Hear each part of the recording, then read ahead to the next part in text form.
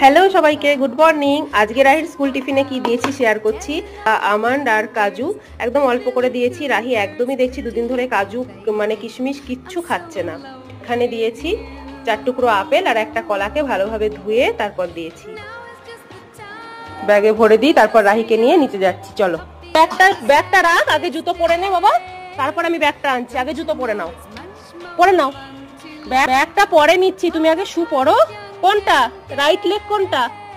Right leg রং, এটা left leg. পরে নাও।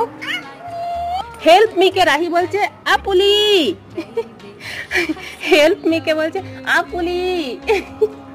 এবার স্কুল যাবো তো, চলে এসো। ইয়া, এই যে মাম্মা এখন স্কুলে যাচ্ছে, রেডি হয়ে গেছে, চলে এসো।